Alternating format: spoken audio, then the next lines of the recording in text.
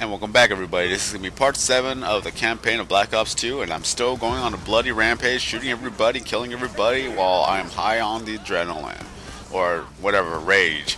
I still think he has a little bit of drugs because he runs a drug cartel, but who knows. All he knows is that you just don't die from gunshots every second, so he's like invincible right now. Just look how fast he's running, and just look how much carnage I am causing just by killing everybody. So, here we are. And we got some allies that look like ranchers or something like that. But, oh well. Can't choose what they wear. So, here we are. Ooh. Yeah, he's helping us out right there. So, we're going to go crash through the building, and now we're going to try to get to Josephina. So, as fast as we can. Just die. My god, I'm trying not to die so often. Alright. Checkpoint reached. Good to go. I don't think I've actually died in this part, because I'm not even too sure if you're able to die. I just don't know. I just wanted to stay alive as fast or as long as possible. Ooh, machine gun. Alright. Easy kills. Oh my god, I'm bleeding to death. Alright, just gotta get off. I don't want to die. I really don't want to die. Just, if I die here, it'll be sad and pathetic. Especially, oh my god. Alright. There's Josephina again. So apparently, I honestly don't think you could actually die because just look how many times I could have died already. I just honestly don't know if you're able to actually die when you're playing as Paul Menendez. But can you imagine a person actually being like that? From every shot you shoot at him, he just doesn't die like that. But either way, we're almost there already. So we're gonna get to them as fast as we can, going through the burning building, killing everybody in sight, and we're gonna finally try to rescue Josephina. All right, where to go? Where to go? I don't even know where to go. Oh, there. Okay, there's a marker. All right. Oh god, there's a little cutscene. And Hudson tries to actually get Menendez, and then someone actually threw a grenade. Oh my god. Alright. Jump.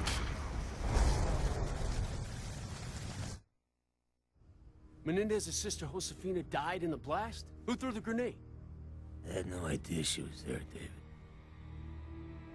I just saw Menendez and I lost my shit. Frank, you don't lose your shit! What the fuck did Menendez do to you in Angola? Menendez, he wanted to know what the CIA had on him. He tortured my men in front of me. Thought I'd break. One by one, I watched my team die, then he dumped us in a tin can and locked the door. Left me in there for weeks. So yeah. The next time I saw Menendez, I lost my shit! What the fuck would you do?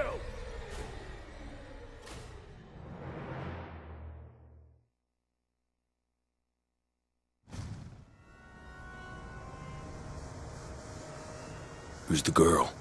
Doesn't matter, she's not a target. Probably just a whore.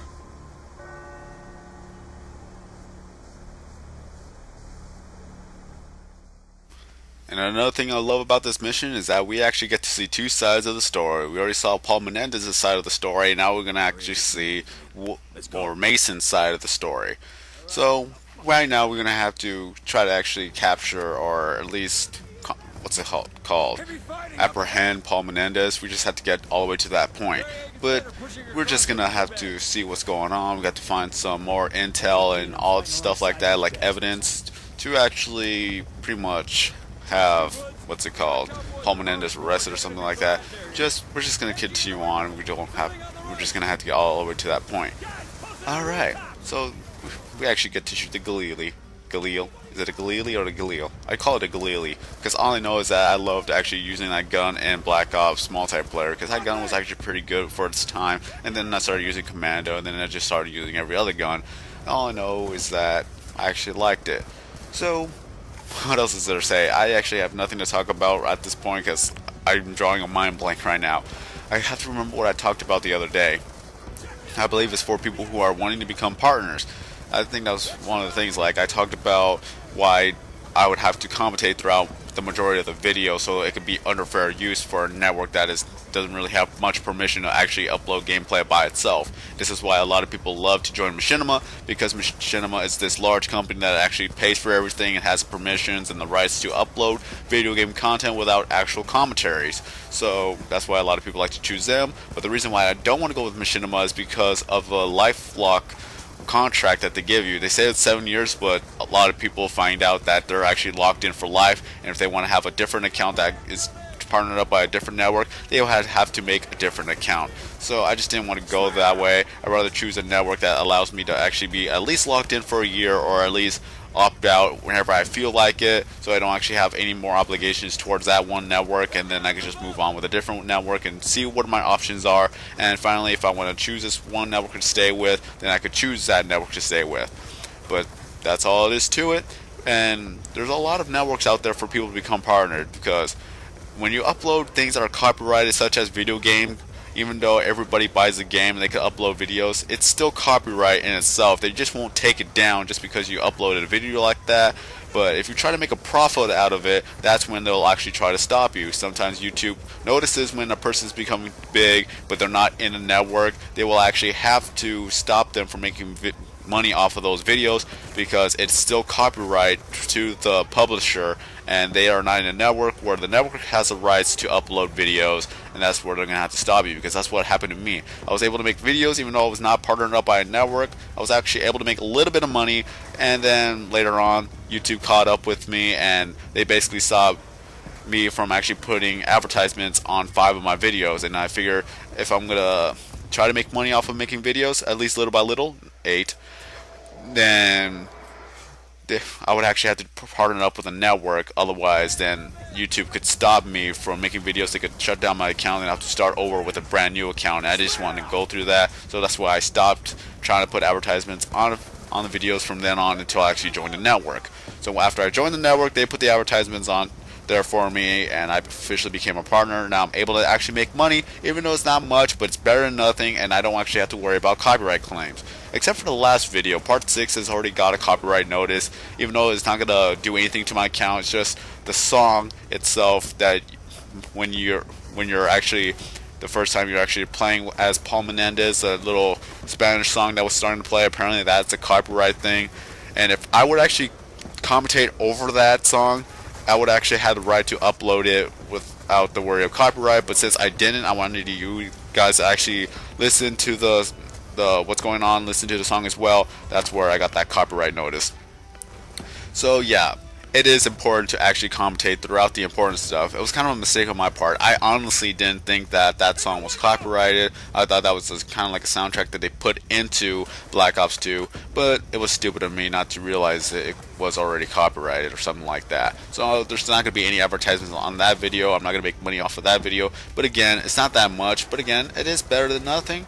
And one day, I hope to actually make it like, I like to make it more like a living type of deal, but I have a long way to go before I could actually make a living off of making video game commentaries. And for those who are wondering how to become a partner, all this is just basically you get the audience, you get the views.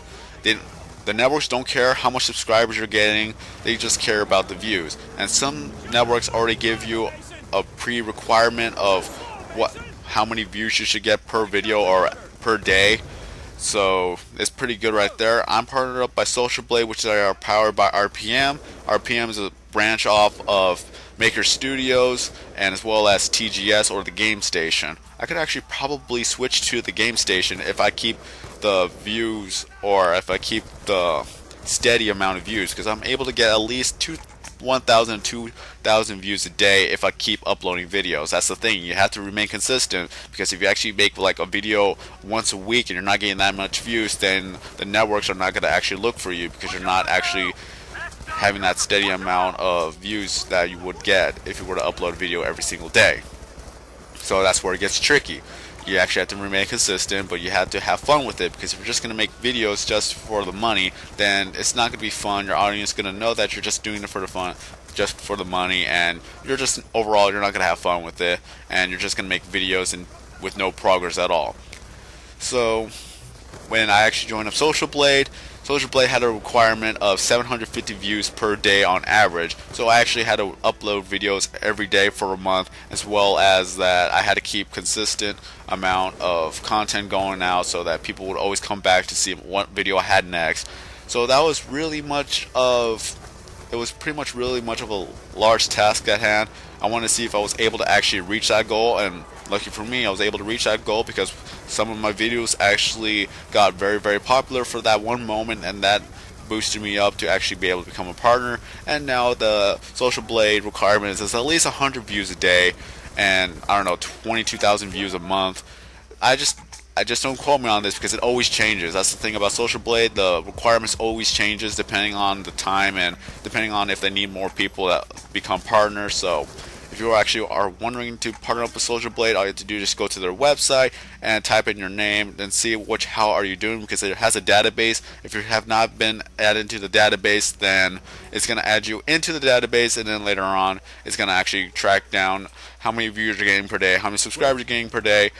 Oh, excuse me. And it also goes with the averages, and then if they see that you have the requirements to become a partner, oh look, there's Menendez.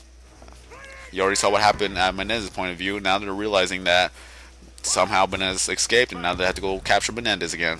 And Woods is actually he's like losing it right now. So again, once you actually reach the requirements of what Social Blade wants you to become a partner, there's going to be a yellow button that says apply for partnership, and from there you can actually apply for partnership. You just have to put in the information down there, your YouTube, your email that's associated with your YouTube, and then you have to grant Social Blade permission to actually link up the Google account with your YouTube account so they can verify that's actually you and not someone else trying to pose off as you. So from there on, then there's a little contract you have to sign, and then there's a 2-week process, and then they're going to send you emails for every step of the way. Just make sure you check your spam mail, because a lot of times the messages that they give out, apparently the email area or wherever to call it, they think it's spam, and they just pretty much put it in the spam box, and you kind of lose it from there. That's where a lot of people are wondering, why haven't I gotten a message back? Because they are able to actually message you in 1 to 3 days saying that if you're eligible to become a partner, they'll let you know. If not, they'll tell you what needs to be worked on and all that good stuff. So that's where I like the professionalism of Social Blade, especially with RPM, because RPM is the one that are handling the partnership program and the partnership payouts and everything like that. So if you want to partner up with Social Blade, you could do that, but you could partner up with anyone you want. Just make sure you actually partner up with a network that is actually professional and not just, I don't know, there's a lot of people who are partner up with different networks that even though they do get the partnership, but they're not getting their payouts, or not the network that's being run by people who don't know what they're doing. I don't want to name off networks, but just make sure you partner up with networks that are actually professional and are actually like big or well known. Like there's Social Blade, there's RPM, there's Maker Studios, there's TGS, there's Machinima, of course, and what was it? There's Yoush. At least Yoush I could consider a professional, because there's a lot of people that are partnering up with Yoush. So again, make sure you partner with bigger name companies. Even if they're smaller than other companies, just make sure you partner up with professional companies, not just networks that one person is just running, but yet he has no idea how it's done. So that's where a lot of people made some mistakes. I've already met one person who partnered up with a network who is basically run by a person said that it was run by a 16-year-old. Even though that is impressive, but in my standpoint, if a 16-year-old is running a network that has to pay out everybody, but yet there's been like 3 months of no payouts, then there's something wrong with that network, and I would not recommend joining that network. So, again, for a person who wants to become a partner just by making video game commentaries, all I can tell you is just be consistent with your videos, keep the entertainment value going, make people want to watch your videos over and over and over, even though on my videos I just have it as it is and people like to rewatch it for some odd reason. I just don't know why, but just keep the consistency, keep the videos going, have fun with it. Don't make it so that you want to have people, or what's it called, I'm just losing my train of thought right now. Just honestly, just have fun with it. Just don't expect anything out of it. Just do it for fun. And if you become a partner, if you get noticed, then just keep going. Again, have fun with it. And one day you'll actually become a partner. Just make sure you partner up with the network that you want to go with. And make sure you know more about the network that you're partnering up with before you actually get into it. So that's all I have to say for now. If you have any more questions, please leave them in the comment section below. I'll try to answer it either in the video or the comment section below, and that we just could have more feedback going back and forth. So this is going to be the end of part 6 or part 7. So have a nice day, everybody. And I'm SodaKing090. I will see you next video.